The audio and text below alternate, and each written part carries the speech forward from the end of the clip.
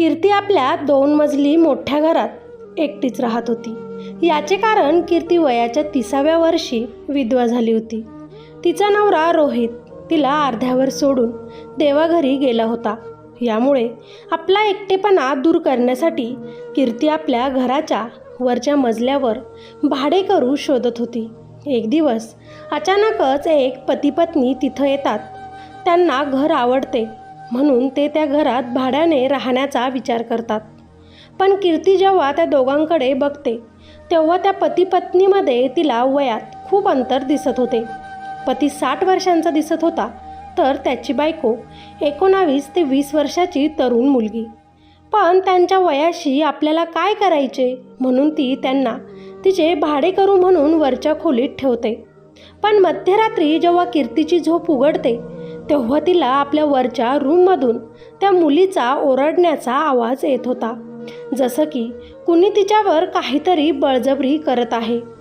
कीर्तीला खूप विचित्र वाटते, पण कसं तरी कानावर उशी ठेवत ती झोपण्याचा प्रयत्न करते. आता रोजच त्या मुलीच्या आवाजाने कीर्तीची रात्रीची झोप मोडत असे. म्हणून नेमकं त्या मुलीसोबत तो वयस्कर व्यक्ती म्हणजेच त्या मुलीचा नवरा तिच्यावर जोर जबरदस्ती करत असेल का? तिच्यासोबत नेमकं त्या रूममध्ये काय होतं याचा शोध घेण्याचा कीर्ती प्रयत्न करते आणि त्या मुलीसोबत बोलते. तेव्हा ती मुलगी रडतच कीर्तीला बोलते, दीदी, माझ्यासोबत इथे काय होतं मी तुम्हाला सांगू शकत नाही. पण तुम्हाला सत्य जाणून घ्यायचं असेल तर आमच्या खोलीत CCTV कॅमेरा बसवा. काय होतं ते तुम्हाला कळेल. आता कीर्तीनं खूप विचार केला आणि ती मुलगी म्हटली म्हणून कुणालाच न सांगता CCTV कॅमेरा खोलीत बसवला. आणि जे काही सत्य समोर आलं त्यानं कीर्तीच्या पायाखालची जमीन सरकली. कारण तो वयस्कर नवरा त्याच्या त्या 20 वर्षाच्या बायकोसोबत तर रोज रात्रीला. माझे नाव कीर्ती आहे. माझे लग्न होऊन 3 वर्ष झाले होते. आई वडिलांनी माझे लग्न एका चांगल्या घरात करून दिले होते. माझा नवरा एका चांगल्या कंपनीत नोकरीला होता म्हणून शहरात असताना त्याने स्वतःचं घर खरेदी केलं होतं, जे खूप छान आणि आलिशान होतं.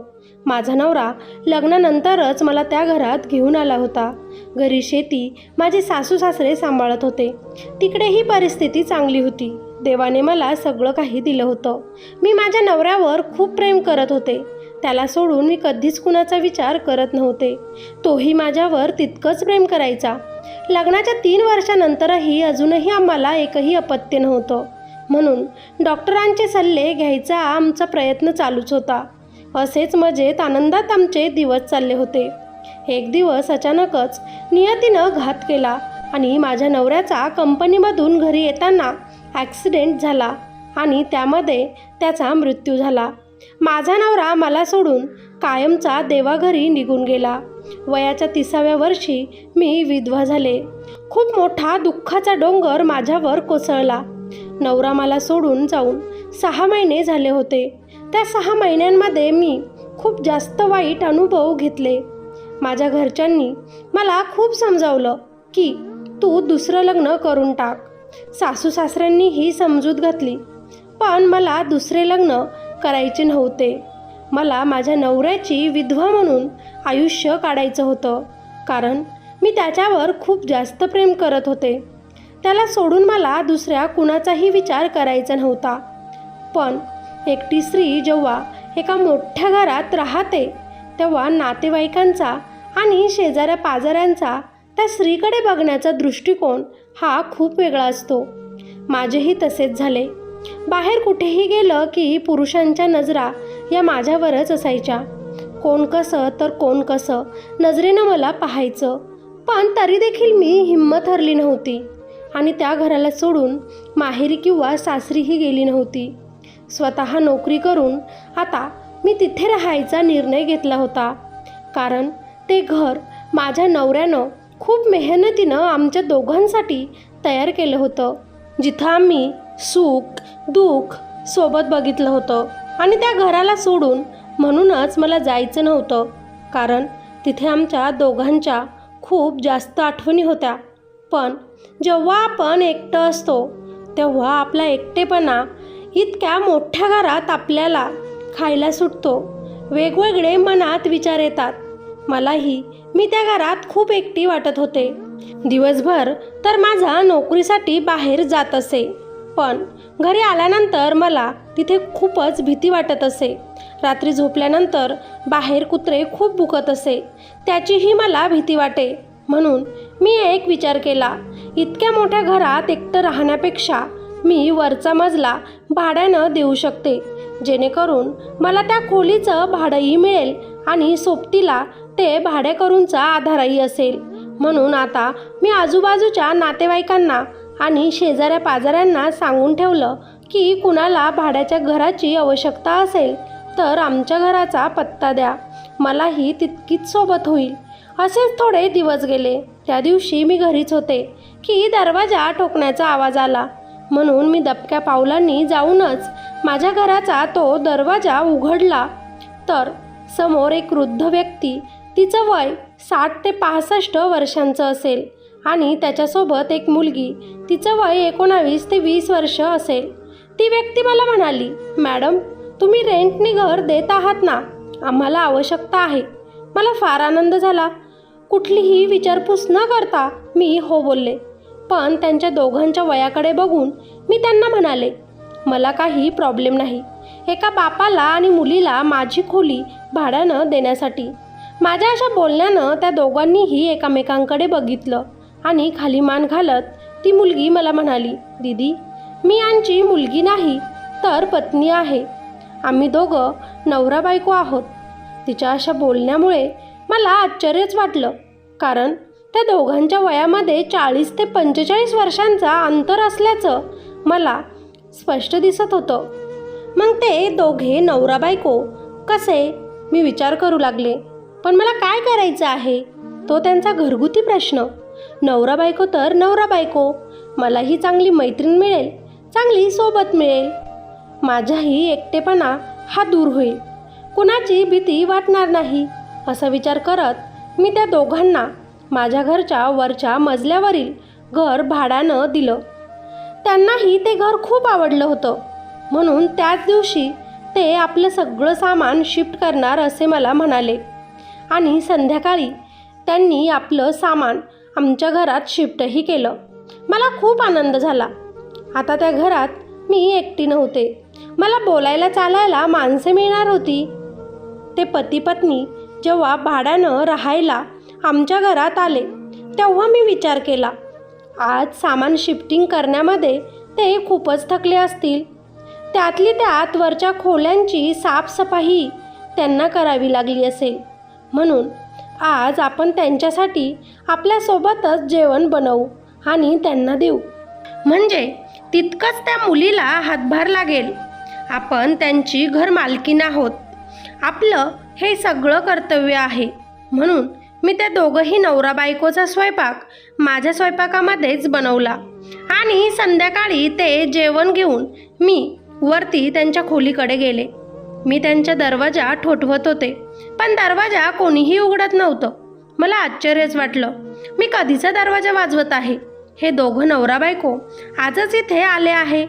मग तरी देखील दरवाजा का उघडत नसेल हा प्रश्न आता माझ्या मनात आला. शेवटी दरवाजा वाजवून वाजवून मी खूप कंटाळले आणि परत पायऱ्यांनी खाली निघाले. तोच दरवाजा उघडला गेला, पण एकदम हळू आवाजातच तो व्यक्ती मला म्हणाला, मॅडम, तुम्ही कशाला कष्ट घेतलेत? माझी बायको राणी स्वयंपाक बनवायला आता सुरू करणारच होती. तेव्हा मी त्याला बोलले, तुम्ही आजच इथे आलात, साफसफाई केली असेल म्हणून तुमची बायको राणीला देखील कंटाळा आला असेल, म्हणून मी तुमचा स्वयंपाक बनवला. पण तुम्ही दरवाजा उघडायला इतका उशीर का केला? आता मात्र तो व्यक्ती थोड्या विचारातच पडला आणि विचार करूनच मला तो बोलला. ते दरवाजा वाजवण्याचा आवाज आला नाही, कारण आम्ही बाथरूममध्ये होतो. मीही मनाशीच म्हटलं, मी खूपच विचार करत आहे. खरंच हे लोक थकले असेल. ठीक आहे, जेवण करून आराम करा म्हणत मी परत खाली माझ्या घरात आले. मीही जेवण करून झोपले. त्याच रात्री 12-1च्या सुमारास मला जाग आली, तीही एका मुलीच्या ओरडण्यानं. तो आवाज ऐकून मी लगेचच उठून बसले. हा आवाज कुठून येतोय ते मी शोधू लागले. मला समजले की हा आवाज भाडेकरूंच्या रूममधूनच वरतून येत आहे. तो वयस्कर माणूस त्या मुलीसोबत बळजबरीनं काही करत असेल का, आणि तिला ते सहन होत नसेल म्हणूनच ती अशी ओरडत असेल, असा विचार मी माझ्या मनाशीच केला आणि झोपण्याचा प्रयत्न करू लागले. तो आवाज काही केल्याही बंद होत नव्हता. पहाटेच्या सुमारास त्या मुलीचा तो आवाज बंद झाला. मात्र मी आता विचार करू लागले, मी माझी खोली भाड्यानं देऊन चुकी तर केली नसेल ना, का उगाच रूम भाड्यानं दिला. मला मात्र त्या 20 वर्षाच्या मुलीची खूप कीव येत होती. तिच्यासोबत रूममध्ये काय होत असेल मला माहीत नव्हतं, पण कदाचित लैंगिक शोषण केलं जातं हे मला वाटत होतं. पण आता तिच्यासोबत बोलूनच मला कळेल हा विचार मी केला. मी रात्री दिलेले जेवणाचे भांडे घेऊन ती मुलगी आता खाली येईल आणि नंतर मी तिला विचारेल की तिला कशाचा त्रास आहे का, कुणी तिच्यावर बळजबरी करतं का. पण तसं काहीच घडलं नाही. भांडे घेऊन तिचा तो म्हातारा नवरा खाली आला. बळजबरीनं माझ्यासोबत तो हसला. माझ्या हातात भांडी देत तो त्याच्या कामाकडे निघून गेला. मी मात्र विचार केला, किती विचित्र माणसे आहेत हे. पण मला काय करायचं म्हणत मीही माझ्या कामाला लगेच लागले. आजही ऑफिसमध्ये असताना माझ्या आईचा मला फोन आला, तुझ्यासाठी चांगलं स्थळ आलं आहे, तुझा नवरा तुला सोडून देवाघरी गेला आहे. एकट्या स्त्रीनं असं इतक्या मोठ्या घरात एकटं राहणं बरोबर नाही.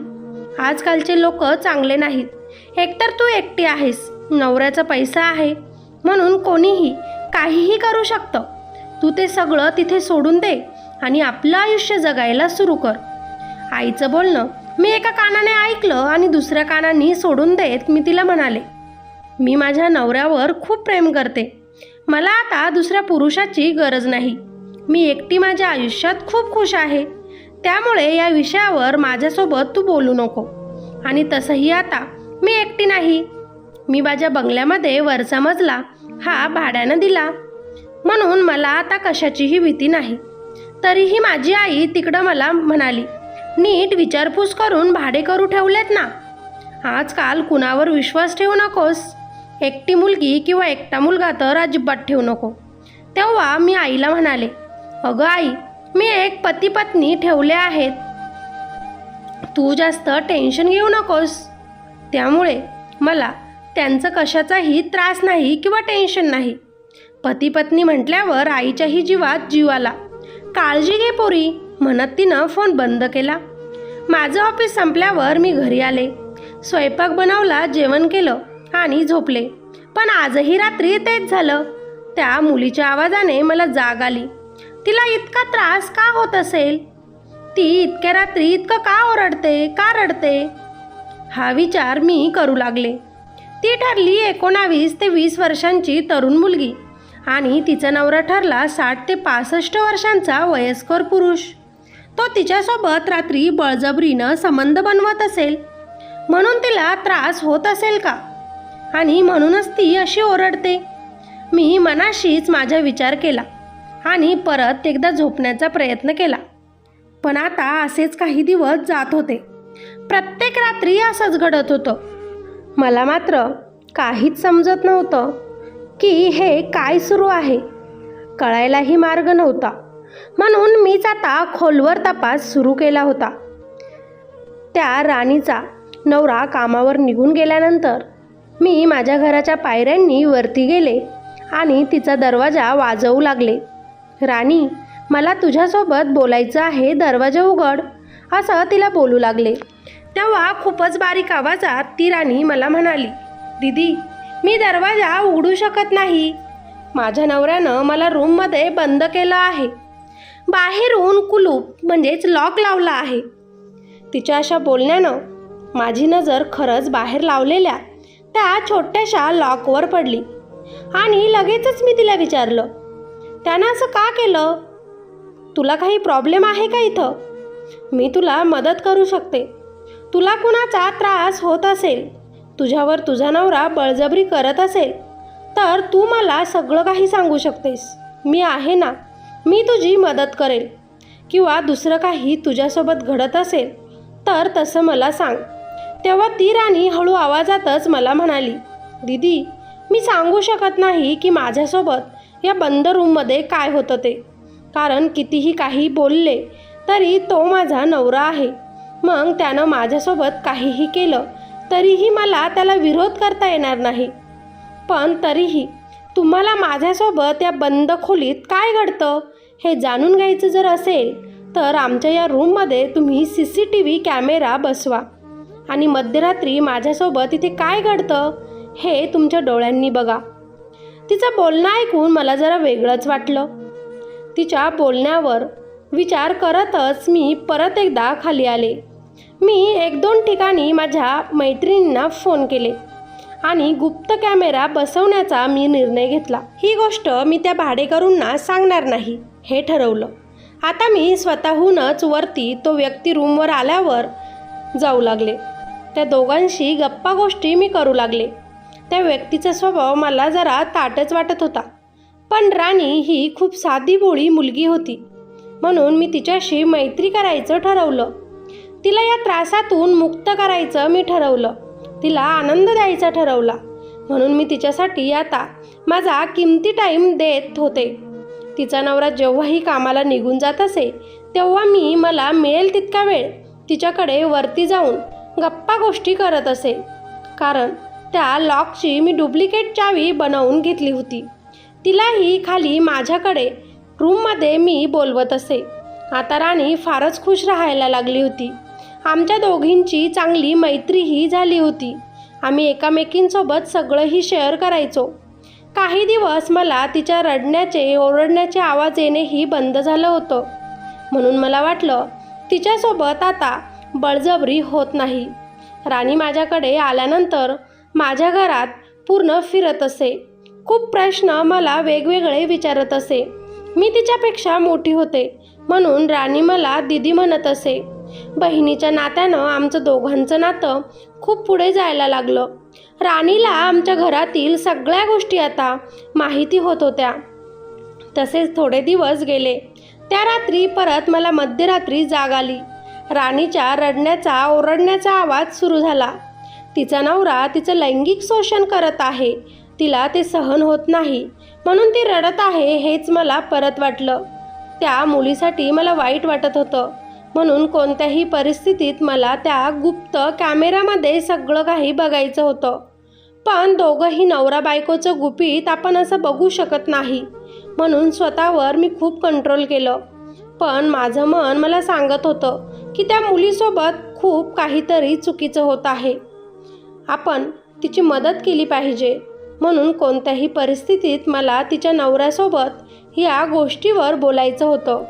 दुसऱ्याच दिवशी सकाळी तो जेव्हा कामावर निघाला तेव्हा मी त्याला दारातूनच आवाज दिला, माधव, मला तुमच्यासोबत बोलायचं आहे. तो माणूस जरा गडबडला. हो मॅडम, बोला ना. मी बोलले, जरा पर्सनल आहे, घरात येऊन बसा. तोही माझ्या घरात आला आणि सोफ्यावर बसला. मी त्याला विचारलं, मला खरं सांगा, तुम्ही इतके वयस्कर आहात, राणी इतक्या कमी वयाची आहे, मग तुम्ही पती पत्नी कसे झालात? त्यातली त्यात रात्री मला तुमच्या रूममधून खूपच विचित्र आवाज येतात, त्यामुळे माझी झोप मोडते. तुम्ही तिच्यासोबत काही बळजबरी करतात का? आणि तुम्ही तिचा रूम बाहेरून बंद का करून जातात? आता तो व्यक्ती जरा गडबडला आणि म्हणाला, मॅडम, तुम्ही जसा विचार करताय तसं काहीच नाही. मी इतका वाईट पुरुष नाही. आमच्या वयात 40 वर्षांचं अंतर आहे. मी एका व्यक्तीला माझे पैसे व्याजाने दिले होते. पण एक दिवस माझी बायको खूप आजारी पडली.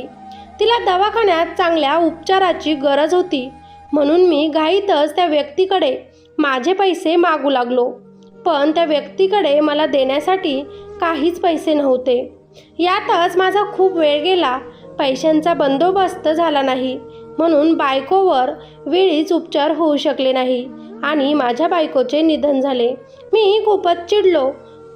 त्या व्यक्तीकडे जाऊन परत माझ्या पैशांची मी माग करू लागलो. पण त्या व्यक्तीने माझ्याकडे पैसे नाही, दारू पिण्यात, पत्ते खेळण्यात पैसे हरलो म्हणून मला सांगितलं. मी त्याला बोललो, मला बहाणे सांगू नकोस, माझे पैसे परत कर, नाहीतर माझी बायको मला परत आणून दे. तेव्हा तो म्हणाला, हो, एक काम करतो, तुम्ही माझ्या मोठ्या मुलीसोबत लग्न करा, तुम्हाला बायको भेटेल आणि माझे पैसे पण माफ होतील. मी त्याला विचारलं, तुमच्या मुलीचे वय काय आहे? त्यानं सांगितलं 19 वर्ष. मी त्याला साफ नकार दिला. माझे वय किती आहे ते सांगितलं. पण तो व्यक्ती मला म्हणाला, मग माझ्याकडे पण एकच पर्याय आहे, मला माझ्या मुलीला आता विकावं लागेल आणि तिचा येणारा पैसा तुम्हाला द्यावा लागेल. त्याची विचार करण्याची क्षमता माझ्या लक्षात आली. ती खूप सुंदर आहे म्हणून मी ठरवले, या मुलीला मी माझीच बायको बनवेल, नाहीतर तिचा तो बाप तिला विकून टाकेल. पण माझ्या होणाऱ्या त्या बायकोला आमचं हे नातं पसंत नव्हतं. ती लग्नाला नकार देत होती, पण तिच्या बापाने बळजबरीनं तिचं लग्न माझ्यासोबत केलं. मला ही बायको नव्हती, म्हातारपणात काळजी घेणारं कुणीतरी असावं म्हणून मीही तिच्यासोबत लग्न करून तिला माझी बायको म्हणून घरी आणलं.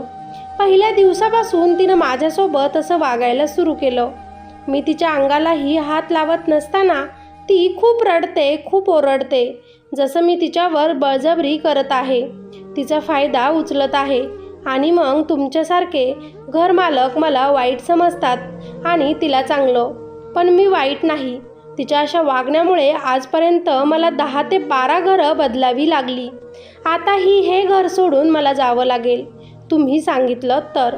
मला तर काहीच समजत नव्हतं की कोण खरं बोलतोय आणि कोण खोटं. एकवेळी तिचा नवरा खरं सांगतोय असंही मला वाटत होतं, पण राणीसोबत मैत्री झाली होती म्हणून तीही खरी आहे असंही मला वाटत होतं. आता मात्र मला CCTV कॅमेरे बघावेच लागणार होते. पण त्या अगोदर जर खरंच तो व्यक्ती राणीला मारत असेल, तिचं शोषण करत असेल, तर त्यालाही शिक्षा झालीच पाहिजे. तिला अन्याय सहन करण्याची गरज नाही. म्हणून मी माझ्या एका पोलीस मैत्रिणीला फोन केला आणि माझ्या घरात राहायला आलेले भाडेकरू बद्दल सगळं काही सांगितलं. तू व्यवस्थित लक्ष दे, घराच्या समोर पहारा कर, ती मुलगी खूप चांगली आहे, तिच्यासोबत जर अन्याय होत असेल तर तिला वाचव, असं म्हणत मी फोन बंद केला. आज रात्री 12 वाजता ही CCTV कॅमेरा बघायचं मी ठरवलं, कारण रडण्याचा ओरडण्याचा आवाज आत्ताच सुरू झाला होता. काही केल्या मला झोप येत नव्हती. माझी मैत्रीण तिची टीम घेऊन आमच्या घराबाहेर आली होती. मलाही सत्य काय आहे ते जाणून घ्यायचं होतं, म्हणून मी CCTV कॅमेरा उघडलाच. जे समोर बघितलं, माझ्या तर पायाखालची जमीन सरकली. पण तितक्यातच मागून माझ्या डोक्यावर जोराचा मार लागला. दुसऱ्या दिवशी जेव्हा माझे डोळे उघडले तेव्हा मी स्वतःला हॉस्पिटलमध्ये बघितलं. मला आश्चर्य वाटलं, माझ्यासोबत हे कसं घडलं? मी माझ्या मैत्रिणीला विचारू लागले. तितक्यातच माझे आईवडीलसुद्धा तिथे हॉस्पिटलमध्ये आले होते. मला असं बघून ते खूप घाबरले. माझी मैत्रीण मला सांगू लागली, कीर्ती, तू असं कुणालाही कसं काय आपल्या घर भाड्यानं देऊ शकते? तुझ्या घरात राहणारे ते पती पत्नी हे पती पत्नी नव्हतेच. मी आता पटकनच ते ऐकून बेडवरून उठून बसले आणि तिला विचारलं, म्हणजे? अगं म्हणजे ते पती पत्नी नसून खूप मोठे चोर आहेत. त्यांची खूप मोठी गँग आहे जी वेगवेगळ्या शहरात जाऊन वेगवेगळ्या ठिकाणी चोरी करते. तुझ्यासारखी एखादी मुलगी किंवा विधवा ज्यांच्याकडे बँक बॅलन्स खूप आहे आणि ज्या व्यक्तीला पुरुषाची साथ नाही, अशा ठिकाणी हे लोक जातात आणि असले नाटकं करतात. त्या व्यक्तीच्या जवळ जाण्याचा प्रयत्न करतात, जशी ती राणी तुझ्या जवळ आली आणि तूही मैत्रीच्या भावनेनं तुझं सगळं काही रहस्य तिला सांगितलं, तिला दाखवलं. तुझा पैसा, अडका, तुझे कपडे, तुझ्याकडे ज्या महागड्या वस्तू आहेत त्या, सोनं नाणं, हे सगळं काही तू एकदम विश्वासाने त्यांना दाखवलं. मग काय, त्यांनी तुझ्या जेवणात झोपेचं औषध टाकलं, तुझ्यावर वार केला आणि तुझ्या घरातील वस्तू, दागदागिने चोरले आणि पळून जायचा प्रयत्न करू लागले. पण देव तुझ्यासोबत होता. तू अगोदरच आम्हाला फोन केला होता म्हणून आम्ही तिथेच होतो. तुझ्या डोक्यात मारल्यावर आम्हाला तुझ्या ओरडण्याचा आवाज आला आणि धावतच आम्ही आमच्या टीमसोबत तिथे पटकन पोहोचलो आणि त्या व्यक्तीला आणि त्याच्यासोबत काम करणाऱ्या त्या मुलीला आम्ही लगेचच ताब्यात घेतलं. जवळजवळ 1 वर्षापासून हे लोक हेच काम करत आहेत. एखाद्या व्यक्तीला गोड बोलून आपल्या शब्दांमध्ये ते अडकवतात. एक आपुलकी ते निर्माण करतात आणि त्याच्यावरच वार करून त्याच्या घरातील पैसा अडका चोरून ते निघून जातात. पण तुझ्यामुळे आज आम्हाला त्यांचा तपास लागला. त्यातली त्यात तू जो CCTV कॅमेरा जिथे लावला होता त्याचासुद्धा आम्हाला खूप फायदा झाला. तुला माहिती आहे का, ती मुलगी त्या रूममध्ये का रडते आणि का ओरडते? तू बघितलंस का? मी लगेच होकारार्थी मान हलवली आणि म्हटले, ती मुलगी ही झोपलेली असते आणि तो पुरुषही तिथे झोपलेला असतो. दोघंही वेगवेगळ्या ठिकाणी झोपलेले असतात. मध्येच 12-1च्या सुमारास तो अलार्म वाजतो. दोघांपैकी ज्यालाही जाग येईल तो उठतो आणि तो टेप रेकॉर्ड सुरू करतात. स्पीकर जोडलेला असतो म्हणून तो आवाज खूपच मोठा येतो जो रिअल वाटतो. ती मुलगी रडते, ओरडते, आपले लैंगिक शोषण करत आहे, आपल्यावर बळजबरी होत आहे, अशा प्रकारे ती आपल्या तोंडातून आवाज काढते. हे सगळं काही रेकॉर्ड ऑडिओ ते प्ले करतात आणि मस्त परत झोपतात. जवळजवळ पहाटे 3 ते 4 वाजता परत त्या दोघांपैकी कोणीतरी उठून तो टेप रेकॉर्ड बंद करतो. म्हणूनच माझ्या पायाखालची जमीन सरकली की हे दोघं पती-पत्नी माझ्यासोबत असं खोटं का बोलत आहे. मी काही विचार करणार, पोलिसांना फोन करणार, तोच माझ्या डोक्यात कुणीतरी मागून मारलं आणि मी बेशुद्ध झाले. आता मात्र मला समजून चुकलं होतं, या समाजात कोणीही विश्वासाच्या लायकीचं नाही. मी त्या लोकांची विचारपूस केली नाही. ही सगळ्यात मोठी चुकी माझी होती. पण माझ्या एका फोनमुळे आज कित्येकांचे घरे लुटण्यापासून वाचली, जसे की माझंही वाचलं. आता मात्र माझे आईवडील माझे एकही ऐकायला तयार नव्हते. त्यांनी मला खूप समजावलं, आपण ते पूर्ण घर रेंटने देऊ किंवा तिथे काहीही दुसरं करू, पण आता तू तिथे एकटी राहता कामा नये. तुझं अजून वयच काय आहे, तू दुसऱ्या लग्नाचा विचार कर. इतकं बोलत माझे आईवडील मला त्यांच्या घरी घेऊन गेले. मी 30 वर्षांचे होते. माझ्यासमोर माझे पूर्ण आयुष्य पडले होते. त्यातली त्यात मला मूलबाळ नव्हते. इतकं मोठं आयुष्य एकटीनं कसं जगायचं? कसं होईल पुढे जाऊन? तर आपल्या आईवडीलही आपल्याला सोडून जातील. हा विचार करून मी दुसरे लग्न करण्याचा त्या दिवशी निर्णय घेतला. कारण एकटं राहून लोक कसे फायदा घेतात हे मी चांगलंच अनुभवलं होतं. म्हणून मला आता माझा फायदा घेऊन द्यायचा नव्हता. म्हणून एखादा हक्काचा माणूस मला माझा जीवनसाथी म्हणून पाहिजे होता, जो की खंबीरपणे माझ्यासोबत माझ्या सुखदुःखात उभा राहील. मी माझा निर्णय माझ्या आईवडिलांना सांगितला. माझ्या आईवडिलांना तर खूप आनंद झाला. त्यांनी तर माझ्यासाठी आधीच 1-2 स्थळे बघून ठेवले होते. मीही होकार दिल्याबरोबर माझ्या आईवडिलांनी माझं लग्न धीरजसोबत करून दिलं. धीरज खूपच स्वाभिमानी मुलगा होता. त्याची पहिली बायको त्याला सोडून दुसऱ्या मुलासोबत लग्न करून निघून गेली होती, म्हणून तो आतून खूपच तुटला होता. पहिल्या बायकोपासून त्याला एक छान गोंडस मुलगी होती. मी तिला आईचे प्रेम देऊ शकेल का, हा प्रश्न विचारूनच त्यानं माझ्यासोबत लग्नाला त्याचा होकार दिला होता. मी, धीरज आणि त्याची ती मुलगी, आम्ही माझ्या पहिल्या नवऱ्याच्या त्या बंगल्यातच आजही राहतो. धीरज मला फारच जीव लावतो. माझे पहिले सासू-सासरे यांच्याकडेही मी आणि धीरज आमच्या मुलीसोबत जात असतो. कारण माझ्या सासू-सासऱ्यांना रोहित हा एकटाच मुलगा होता. त्याच्यानंतर त्यांनाही मी सोडून दुसरे कोणीही नव्हते, म्हणून मी त्यांचीही जबाबदारी ही स्वीकारली होती. धीरजने सुद्धा माझ्यावर खूप जास्त प्रेम करून आणि माझ्या इच्छांना मान सन्मान दिला होता. आज आम्ही खरंच खूपच खुश आहोत आणि पूर्ण घरात आम्ही एकटंच राहतो. भाड्यानं घर देण्याचा विचार केला की आजही माझ्या अंगावर काटा येतो. कारण त्या दिवशी माझ्यासोबत माझ्याच घरात काहीही घडू शकत होतं.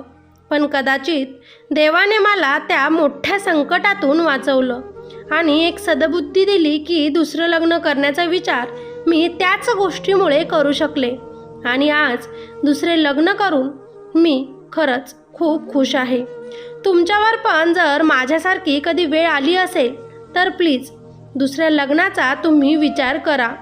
जरी आपल्याकडे सगळं काही असेल तरीसुद्धा एका पुरुषाचा बळकट खांदा खूप गरजेचा असतो, हे मात्र तुम्ही विसरू नका. साथ, आधार, प्रेम हे फक्त आपला नवराच आपल्याला निस्वार्थपणे देऊ शकतो. मित्र आणि मैत्रिणींनो, या गोष्टीचं तात्पर्य, जर भाड्यानं कुणाला आपलं घर देत असाल तर त्या व्यक्तीबद्दल चांगली चौकशी करणं ही तुमची जबाबदारी आहे. कोण आहे, कुठून आहे हे सगळं बघणं खूप महत्त्वाचं आहे. नाहीतर लोक आपला फायदा घ्यायलाच बसलेले असतात. स्टोरी आवडली असेल तर लाईक करा, कॉमेंट करून आपल्या प्रतिक्रिया नोंदवा आणि चॅनेलवर नवीन असाल तर सबस्क्राईब करायला अजिबात विसरू नका. धन्यवाद.